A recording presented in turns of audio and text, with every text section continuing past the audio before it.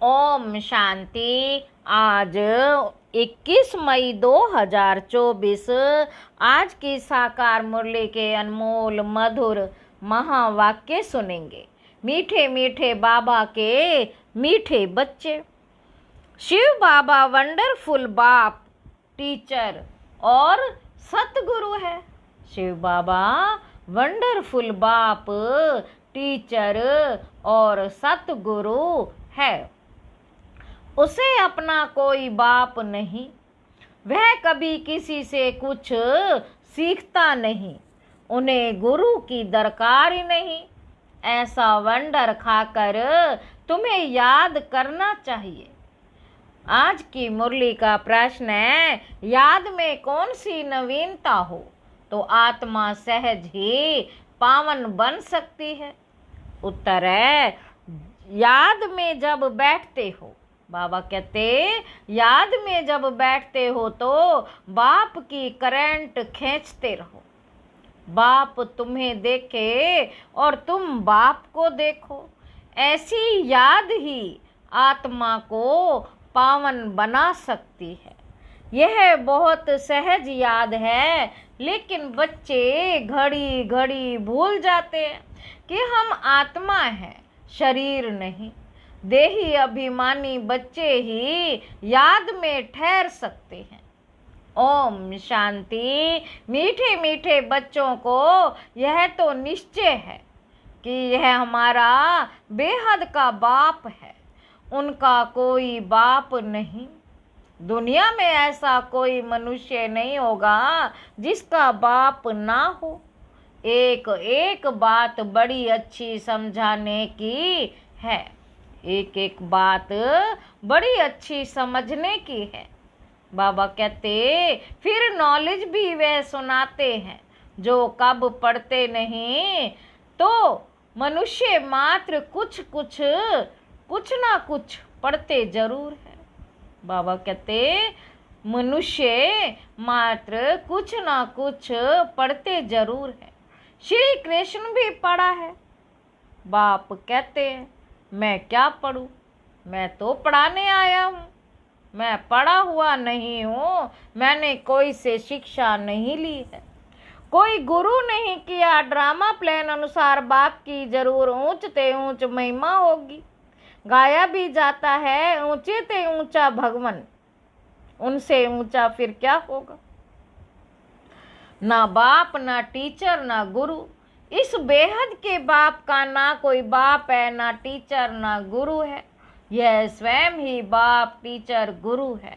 यह तो अच्छी तरह समझ सकते हो, ऐसा कोई भी व्यक्ति हो नहीं सकता। यही वंडर खा के ऐसे बाप, टीचर, सतगुरु को याद करना चाहिए।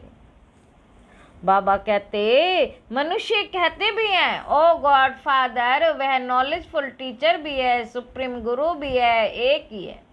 ऐसा कोई दूसरा मनुष्य मात्र नहीं होगा। उनको पढ़ाना भी मनुष्य तन में है, पढ़ाने के लिए मुख तो जरूर चाहिए। ये भी बच्चों को घड़ी घड़ी स्मृति रहे तो भी बेड़ा पार हो जाए। बाप को याद करने से ही वे कर्म विनाश होंगे। सुप्रीम टीचर समझने से सारा ज्ञान बुद्धि में आ जाएगा। बाबा कहते, वह सतगुरु भी है, हमको योग सिखला रहे हैं। एक के ही साथ योग लगाना है। सभी आत्माओं का एक ही फादर है। सब आत्माओं को कहते हैं, मामेकम याद करो। आत्मा ही सब कुछ करती है। इस शरीर रूपी मोटर को चलाने वाली आत्मा है। उसको रथ कहो व कुछ भी कहो, मनुष्य चलाने वाली आत्मा ही है। आत्मा का बाप एक ही है। मुख से कहते भी हो, हम सब भाई भाई हैं। एक बाप के बच्चे हम सब भाई भाई हैं। फिर जब बाप आते हैं प्रजापिता ब्रह्मा के तन में तो भाई बहन होना पड़ता है। प्रजापिता ब्रह्मा मुख वंशावली तो भाई बहन होंगे। भाई बहन होंगे ना, भाई की बहन से कभी भी शादी नहीं होती। तो यह सब प्रजापिता ब्रह्मा कुमार कुमारियां हो गए तो भाई बहन समझने से जैसे बात के लवली चिल्ड्रन ईश्वर संप्रदाय हो गए। तुम कहेंगे हम हैं डायरेक्ट ईश्वरीय संप्रदाय। ईश्वर बाबा हमको सब कुछ सिखला रहे हैं। वह कोई से सीखा हुआ नहीं है, वह तो है ही सदैव संपूर्ण। उनकी कलाएं कभी कम नहीं होती हैं और सबकी कलाएं कम होती हैं। हम तो शिव बाबा की बहुत महिमा करते हैं। हम तो शिव बाबा की बहुत महिमा करते हैं। शिव बाबा कहना बड़ा इजी है और बाप ही पतित पावन है। सिर्फ ईश्वर कहने से इतना जचता नहीं। अभी तुम बच्चों को दिल में जचता है बाप कैसे आकर पतितों को पावन बनाते हैं। लौकिक बाप भी है, पारलौकिक बाप भी है। पारलौकिक बाप को सभी याद करते हैं क्योंकि पतित है तब याद करते हैं। पावन बन गए फिर तो दरकार नहीं पतित पावन को बुलाने की। ड्रामा देखो कैसा है। पतित पावन बाप को याद करते हैं, चाहते हैं हम पावन दुनिया के मालिक बने। शास्त्रों में दिखाया है देवताओं और असुरों की लड़ाई लगी, परंतु ऐसा तो है नहीं। अभी तुम समझते हो हम ना असुर हैं ना देवता हैं, अभी हम हैं बीच के। सभी तुमको कूटते रहते हैं। ये खेल बड़ा मजे का है। नाटक में मजा ही देखना जाते हैं, नाटक में मजे ही देखने जाते हैं ना। वह सब है हद के ड्रामा। यह है बेहद का ड्रामा, इनको और कोई नहीं जानते। बाबा कहते देवताएं तो जान भी नहीं सकते। अभी तुम कलयुग से निकल आए हो, जो खुद जानते हैं वह औरों को भी समझा सकते हो। एक बार ड्रामा देखा तो फिर सारा ड्रामा बुद्धि में आ जाएगा। बाबा ने समझाया है ये मनुष्य सृष्टि रूपी झाड़ है, इनका बीज ऊपर में है। विराट रूप कहते हैं ना बाप बैठ तुम बच्चों को समझाते हैं, मनुष्यों को ये पता नहीं। शिव बाबा कोई से भाषा सीखा होगा क्योंकि जबकि उनका कोई टीचर ही नहीं है। शिव बाबा कोई से भाषा सीखा होगा, पूछ रहे हैं, जबकि उनका कोई टीचर ही नहीं तो भाषा फिर क्या सीखा होगा। तो जरूर जिस रथ में आते हैं उनकी भाषा ही काम में लाएंगे। उनकी अपनी भाषा तो कोई है नहीं, वह कुछ पढ़ते सीखते तो है ही नहीं, उनका कोई टीचर होता नहीं। श्री कृष्ण तो सीखता है, उनके माँ बाप टीचर हैं, उनको गुरु की दरकार ही नहीं क्योंकि उनको तो सदगति मिली हुई है। ये भी तुम जानते हो, तुम ब्राह्मण हो सबसे ऊंच, यह तुम स्मृति में रखो। हमको पढ़ाने वाला है बाप, हम अभी ब्राह्मण हैं। ब्राह्मण देवता कितना क्लियर है। बाप को तो पहले से ही कह देते हैं, वे सब कुछ जानते हैं। क्या जानते हैं ये किसी को पता ही नहीं। वह नॉलेजफुल है। बाबा कहते वह नॉलेजफुल है, सारे सृष्टि के आदि मध्य अंत को उनके नॉलेज है। बीज को सारे झाड़ की नॉलेज होती है, वह तो है जड़ बीज, तुम चैतन्य। तुम अपने झाड़ की नॉलेज समझाते हो। बाप कहते हैं मैं इस वैरायटी मनुष्य सृष्टि का बीज हूँ। है तो सब मनुष्य परंतु वैरायटी है। एक भी आत्मा के शरीर के फीचर्स दूसरे जैसे नहीं हो सकते। दो एक्टर्स एक जैसे नहीं हो सकते। यह है बेहद का ड्रामा। हम मनुष्यों को एक्टर्स नहीं कहते हैं, आत्मा को कहते हैं। वो लोग मनुष्यों को ही समझते हैं। तुम्हारी बुद्धि में है कि हम आत्माएं एक्टर्स हैं जो शरीर द्वारा डांस करते हैं। जैसे मनुष्य बंदर को डांस कराते हैं, ये भी आत्मा है जो शरीर को डांस कराती, पार्ट बजवाती। यह तो बहुत सहज समझने की बातें हैं। बेहद का बाप आते भी जरूर हैं, ऐसे नहीं कि नहीं आते, आते हैं। शिव जयंती भी होती है, बाप आते ही तब हैं जब दुनिया चेंज होनी होती है। भक्ति मार्ग में श्री कृष्ण को याद करते रहते हैं, परंतु श्री कृष्ण आए कैसे?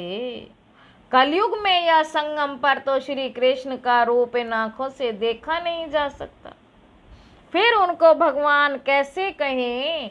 वह तो सतयुग का पहला नंबर प्रिंस है। उनका बाप टीचर भी है, गुरु की उनको दरकार ही नहीं, क्योंकि सदगति में है। स्वर्ग को सदगति दाता कहा जाता है। हिसाब भी क्लियर है, बच्चे समझते हैं मनुष्य 84 जन्म लेते हैं, कौन कौन कितने जन्म लेते हैं वे तो हिसाब करते हो। डीटी घराना जरूर पहले पहले आता है। बाबा कहते डीटी घराना जरूर पहले पहले आता है। पहला जन्म उनका ही होता है, एक का हुआ तो उनके पीछे सभी आ जाते हैं। ये बातें तुम जानते हो, तुम्हारे में भी कोई अच्छी रीति समझते हैं। जैसे उस पढ़ाई में होता है, यह है बहुत सहज, सिर्फ एक गुप्त डिफिकल्टी है। तुम बाप को याद करते हो, उसमें माया विघन डालती है, क्योंकि माया रावण को हसद ईर्ष्या होता है। तुम राम को याद करते हो तो रावण को हसद होता है कि हमारा मुरीद राम को क्यों याद करता है। यह भी ड्रामा में पहले से ही नोंद है, नई बात नहीं। कल्प पहले जो पाठ बजाया है वही बजाएंगे। अभी तुम पुरुषार्थ कर रहे हो, कल्प पहले जो पुरुषार्थ किया है वह अभी भी कर रहे हो। ये चक्र फिरता रहता है, कभी बंद नहीं होता। टाइम की टिक टिक होती रहती है। बाप समझाते हैं ये 5000 वर्ष का ड्रामा है। शास्त्रों में तो कैसी कैसी बातें लिख दी हैं। बाप ऐसे कभी नहीं कहेंगे कि भक्ति छोड़ो, क्योंकि अगर यहाँ भी चल नहीं सके और वह भी छूट जाए तो ना इधर का ना उधर का ही रहे, कोई काम का ही नहीं रहा। इसीलिए तुम देखते हो कई मनुष्य ऐसे भी हैं जो भक्ति आदि कुछ नहीं करते, बस ऐसे ही चलता रहता है। कई तो कह देते भगवान ही अनेक रूप धरते, भगवान ही अनेक रूप धरते। अरे यह तो बेहद का ड्रामा अनादि बना बनाया है, जो रिपीट होता रहता है, इसलिए इसको अनादि अविनाशी ड्रामा कहा जाता है। इसको भी तुम बच्चे ही समझ रहे हो। इसमें भी तुम कुमारियों के लिए तो बहुत सहज है, माताओं को तो जो पीढ़ी चढ़ी है वह उतरना पड़े। कुमारी को तो कोई और बंधन ही नहीं, चिंतन ही नहीं, बाप का बन जाना है। लौकिक संबंध को भूल पारलौकिक संबंध जोड़ना है। कलयुग में तो है ही दुर्गति, कलयुग में तो है ही दुर्गति। नीचे उतरना ही है ड्रामा अनुसार। भारतवासी कहते हैं यह सब कुछ ईश्वर का है, वह मालिक है, तुम कौन हो? हम आत्मा है, बाकी ये सब कुछ ईश्वर का है। यह देह आदि जो कुछ भी है परमात्मा ने दिया। मुख से ठीक कहते हैं, कह देते ये सब कुछ ईश्वर ने दिया। अच्छा, फिर उनकी दी हुई चीज में ख़यानत थोड़े ही डालनी थी, उनकी दी हुई चीज में ख़यानत थोड़े ही डालनी थी, परंतु उस पर भी चलते नहीं, रावण मत पर चलते हैं। बाप समझाते हैं तुम तो ट्रस्टी हो, परंतु रावण संप्रदाय होने कारण तुम ट्रस्टी पने में अपने को धोखा देते हो। मुख से कहते हो एक को और कहते करते दूसरा हो। बाप ने चीज दी फिर ले ली तो उसमें तुमको दुख क्यों होता है?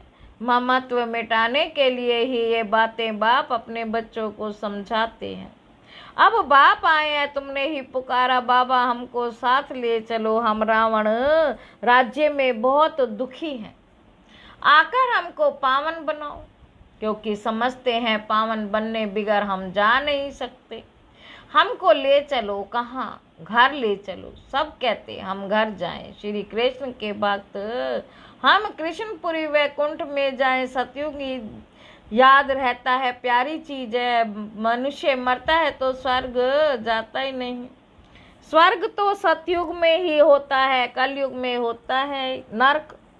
तो जरूर पुनर्जन्म नरक में होगा, ये कोई सतयुग थोड़े ही है, ये तो वंडर ऑफ वर्ड है। कहते भी हैं, समझते भी हैं, फिर भी कोई मारता है तो उनके संबंधी कुछ भी समझते नहीं। बाप के पास जो 84 के चक्र की नॉलेज है वे बाप ही दे सकते हैं। तुम तो अपने को देह समझते थे, वे रॉन्ग था। अब बाप कहते हैं देही अभिमानी बाप।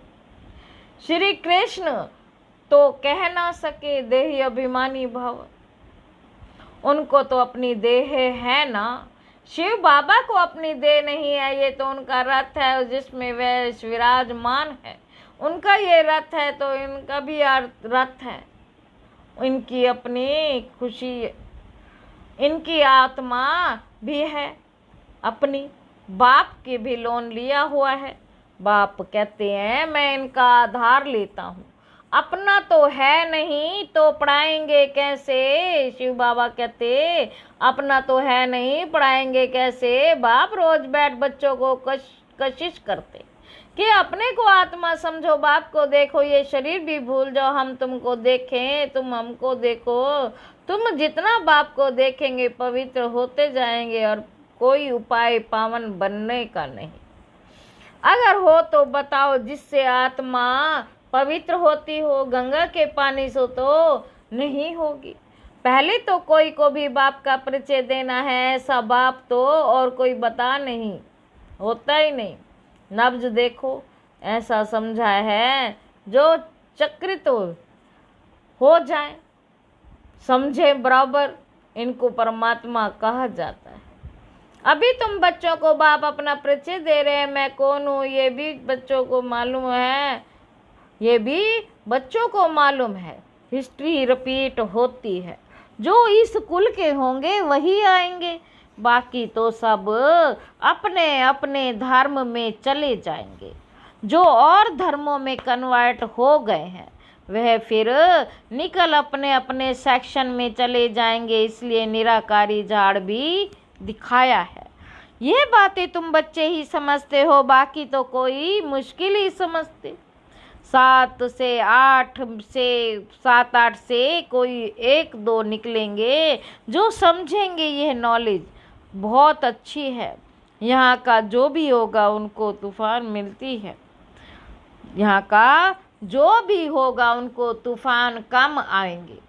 दिल होगी फिर जाकर सुने, कई फिर संग के रंग में भी आ जाते हैं तो फिर आते नहीं। जहाँ पार्टी की जाती है हल्के होते देखेंगे तो उसमें लटक पड़ेंगे।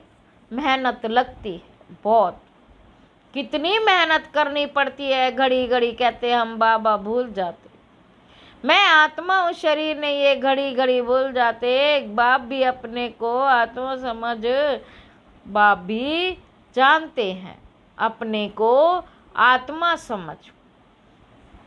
बच्चे काम चिता पर बैठ काले हो गए हैं, कब्र दाखिल हो पड़े हैं, इसलिए सांवरे बन गए हैं। उनको भी फिर बाप कहते हैं हमारे बच्चे सब जल मरे हैं, ये बेहद की बात है। कितनी करोड़ों आत्माएं हमारे घर में रहने वाली हैं, अर्थात ब्रह्मलोक में रहने वाली हैं। बाप तो बेहद में खड़े हैं ना, तुम भी बेहद में खड़े हो जाएंगे, जानते हो। बाबा स्थापना करके चला जाएगा, फिर तुम राज्य करेंगे, बाकी सब आत्माएं शांति धाम में चली जाएंगी। अच्छा, मीठे मीठे सिक्की लदे बच्चों प्रति माता पिता बाप दादा का याद प्यार और गुड मॉर्निंग। नमस्ते बाबा, नमस्ते, शुक्रिया बाबा, शुक्रिया। धारणा के लिए मुख्य सार पहला पॉइंट है, किसी भी एक्टर से रावण हर्षद करे, विघन डाले, तूफान में लाए तो उसे ना देखें। अपने पुरुषार्थ में तत्पर रहना, क्योंकि हर एक एक्टर का पार्ट इस ड्रामा में आदमी अपना है। इस ड्रामा में अपना अपना पार्ट है, ये अनादि ड्रामा बना हुआ है। दूसरा पॉइंट है रावण मत पर ईश्वर की अमानत में ख़यानत नहीं डालनी है। सबसे ममत्व निकाल पूरा ट्रस्टी होकर रहना है वरदान है सदा एक रस मूड द्वारा। सर्व आत्माओं को सुख शांति प्रेम की अंजलि देने वाले महादानी भाव। बाप बच्चों की मूड सदा खुशी की एक रस रहे, कभी मूड ऑफ कभी मूड बहुत खुश, ऐसे नहीं। सदा महादानी बनने वालों की मूड कभी बदलती नहीं है। देवता बनने वाले मना कर देने वाले आपको कोई कुछ भी दे, लेकिन आप महादानी बच्चे सबको सुख की आंचली, शांति की आंचली, प्रेम की आंचली दो। तन की सेवा के साथ साथ मन से भी ऐसी सेवा में बिजी रहो तो डबल पुण्य जमा हो जाएगा। स्लोगन है आपकी विशेषताएं प्रभु प्रसाद है। आपकी विशेषताएं प्रभु प्रसाद है। इन्हें सिर्फ स्वयं प्रति यूज नहीं करो, इन्हें अगर स्वयं प्रति यूज नहीं करो, बांटो और बढ़ाओ। अच्छा, ओम शांति।